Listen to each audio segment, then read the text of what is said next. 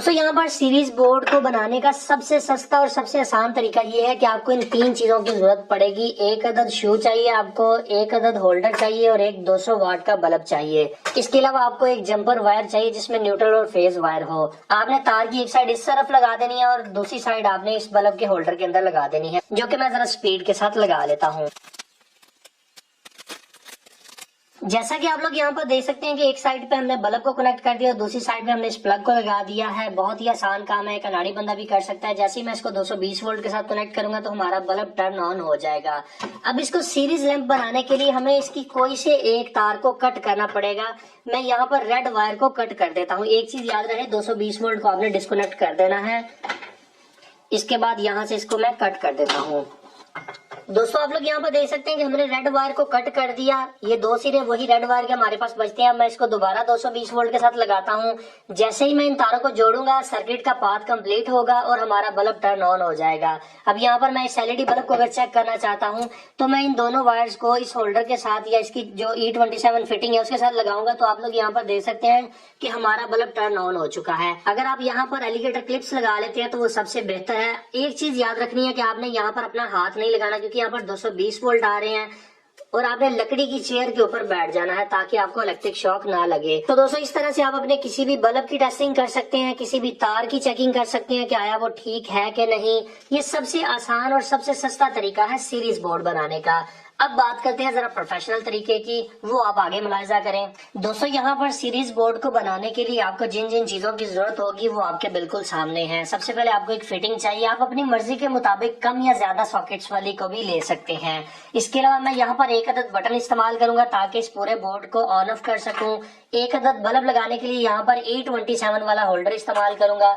2 अदद हम सॉकेट यहाँ पर इसलिए इस्तेमाल कर रहे हैं, एक सीरीज के लिए इस्तेमाल होगी और एक डायरेक्ट के लिए इस्तेमाल होगी। इसके अलावा दोस्तों यहाँ पर हमारे पास 200 वाट का लैंप होना जरूरी है जो कि E27 फिटिंग में आता है।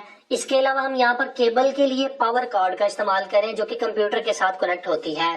दोस्तों यहाँ पर पावर कार्ड को इस्तेमाल करने का मकसद ये है कि ये प्योर कॉपर होती है और इसमें जो करंट कैरिंग कैपेसिटी होती है इसकी वो बहुत अच्छी होती है।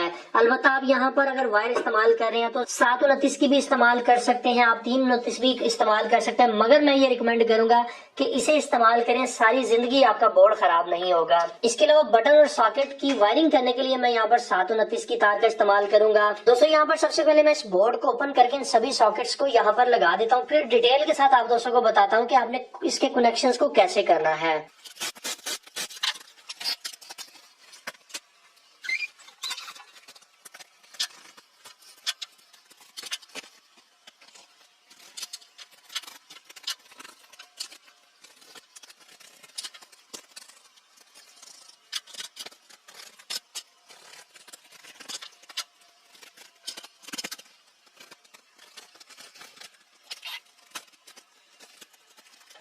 अभी दोस्तों जैसा कि आप लोग यहाँ पर देख सकते हैं कि हमने इन सभी को फिट कर दिया है। यहाँ पर बटन हमने इसलिए रखा है ताकि मैं इसको ऑन ऑफ कर सकूं, पूरे बोर्ड को कंट्रोल कर सकूं इस बटन की मदद से।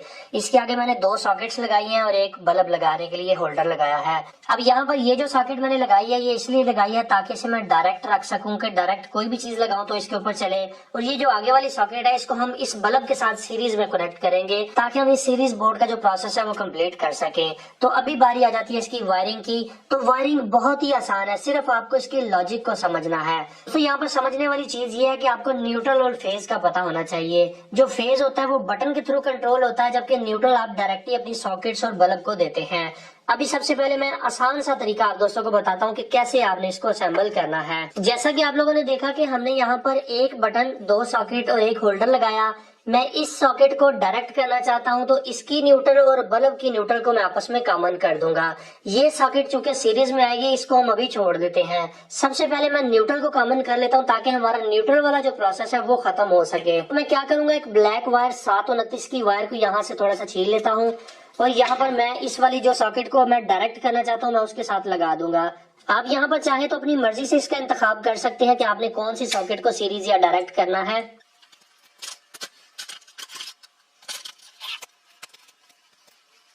अभी दोस्तों जैसा कि आप लोग यहाँ पर देख सकते हैं कि मैंने इस सॉकेट के नीचे वाले पॉइंट को इस बल्ब के नीचे वाले पॉइंट के साथ कनेक्ट कर दिया, तो ये हमारी न्यूट्रल आपस में जुड़ चुकी हैं। अभी बारी आ जाती है फेज को लगाने की। अभी यहाँ पर फेज की तार को लगाने का तरीकाकार ये होगा कि ऊपर वाले पॉइंट को हम नहीं छोड़ देना। यहाँ पर हम मेन पावर से जो पीछे से फेज आ रहा है उसको यहाँ पर लगाएंगे। आगे यहाँ से एक जंपर उठा के हमने यहाँ पर डालना है, फिर इससे आगे यहाँ पर आएगा और यहाँ से इसके सीरीज में होता हुआ ये वाला जंपर हम यहाँ पर डालेंगे। मैं जरा कर लूं फिर आप दोस्तों को दिखाता हूँ।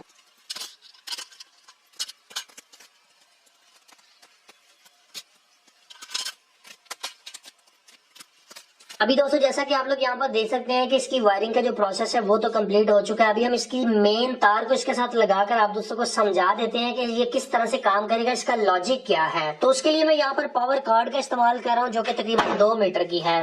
तो जनाब हम इस पावर कार्ड को थोड़ा सा यहाँ से रखकर काट लेते हैं ताकि आगे वाला हिस्सा भी जाया ना हो, वो हमारे किसी और काम आ जाए। अभी यहाँ पर मैं पावर कार्ड की वायर को आराम से छील लेता हूँ। जैसा कि मैंने आप दोस्तों को पिछली वीडियो के अंदर एक्सटेंशन बोर्ड बनाने का तरीकाकार बताया था, उसमें भी हमने पावर कार्ड की केबल का इस्तेमाल किया था।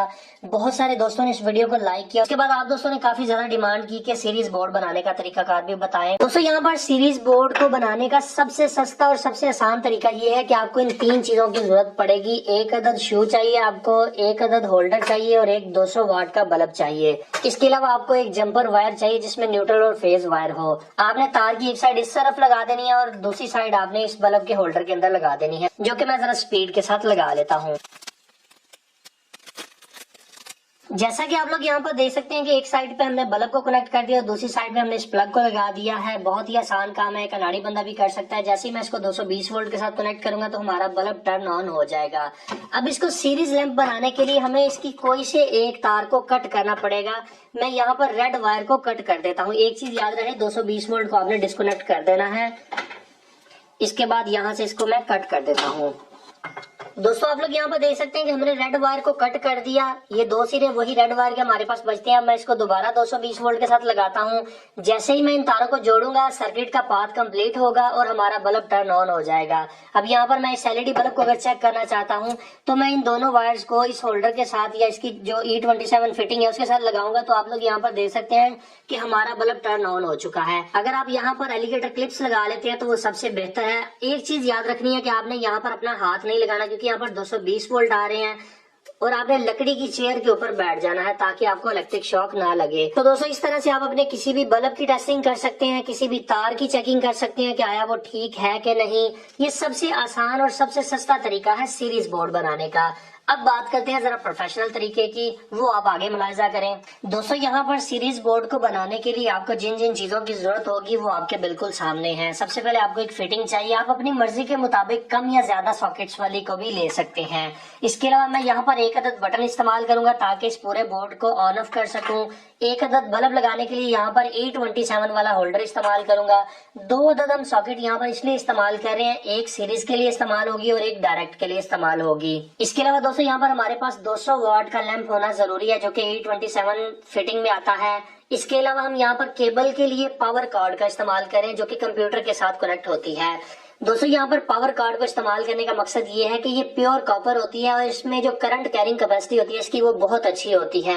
अलबत्ता आप यहाँ पर अगर वायर इस्तेमाल कर रहे हैं तो 729 की भी इस्तेमाल कर सकते हैं, आप 329 भी इस्तेमाल कर सकते हैं, मगर मैं ये रिकमेंड करूंगा कि इसे इस्तेमाल करें, सारी जिंदगी आपका बोर्ड खराब नहीं होगा। इसके अलावा बटन और सॉकेट की वायरिंग करने के लिए मैं यहाँ पर 729 की तार का इस्तेमाल करूंगा। दोस्तों यहाँ पर सबसे पहले मैं इस बोर्ड को ओपन करके इन सभी सॉकेट्स को यहाँ पर लगा देता हूँ, फिर डिटेल के साथ आप दोस्तों को बताता हूँ कि आपने इसके कनेक्शंस को कैसे करना है।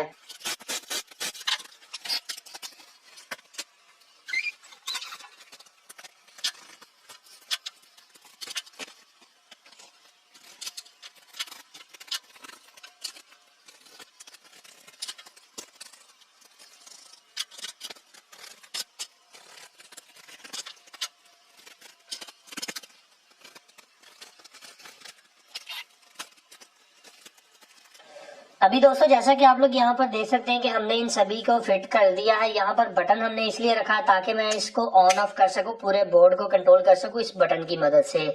इसके आगे मैंने 2 सॉकेट्स लगाई हैं और एक बल्ब लगाने के लिए होल्डर लगाया है। अब यहाँ पर ये जो सॉकेट मैंने लगाई है ये इसलिए लगाई है ताकि इसे मैं डायरेक्ट रख सकूं कि डायरेक्ट कोई भी चीज लगाऊं तो इसके ऊपर चले। और ये जो आगे वाली सॉकेट है इसको हम इस बल्ब के साथ सीरीज में कनेक्ट करेंगे ताकि हम इस सीरीज बोर्ड का जो प्रोसेस है वो कंप्लीट कर सके। तो अभी बारी आ जाती है इसकी वायरिंग की। तो वायरिंग बहुत ही आसान है, सिर्फ आपको इसके लॉजिक को समझना है। तो यहाँ पर समझने वाली चीज ये है कि आपको न्यूट्रल और फेज का पता होना चाहिए। जो फेज होता है वो बटन के थ्रू कंट्रोल होता है, जबकि न्यूट्रल आप डायरेक्टली अपनी सॉकेट्स और बल्ब को देते हैं।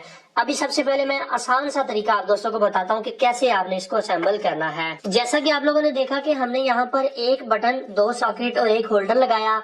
मैं इस सॉकेट को डायरेक्ट करना चाहता हूं तो इसकी न्यूट्रल और बल्ब की न्यूट्रल को मैं आपस में कॉमन कर दूंगा।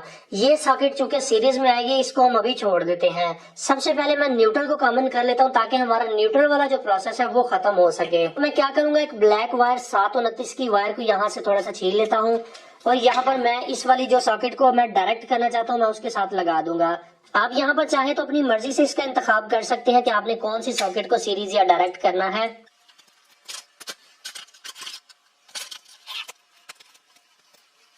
अभी दोस्तों जैसा कि आप लोग यहाँ पर देख सकते हैं कि मैंने इस सॉकेट के नीचे वाले पॉइंट को इस बल्ब के नीचे वाले पॉइंट के साथ कनेक्ट कर दिया, तो ये हमारी न्यूट्रल आपस में जुड़ चुकी हैं।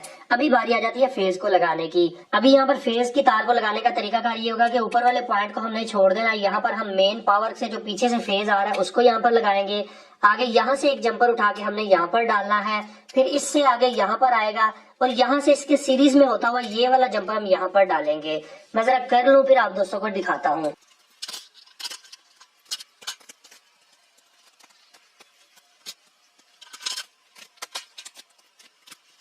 अभी दोस्तों जैसा कि आप लोग यहाँ पर देख सकते हैं कि इसकी वायरिंग का जो प्रोसेस है वो तो कंप्लीट हो चुका है। अभी हम इसकी मेन तार को इसके साथ लगाकर आप दोस्तों को समझा देते हैं कि ये किस तरह से काम करेगा, इसका लॉजिक क्या है। तो उसके लिए मैं यहाँ पर पावर कार्ड का इस्तेमाल कर रहा हूँ जो कि तकरीबन 2 मीटर की है।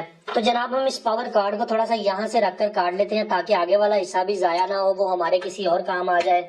अभी यहाँ पर मैं पावर कार्ड की वायर को आराम से छीन लेता हूँ। जैसा कि मैंने आप दोस्तों को पिछली वीडियो के अंदर एक्सटेंशन बोर्ड बनाने का तरीकाकार बताया था, उसमें भी हमने पावर कार्ड की केबल का इस्तेमाल किया था।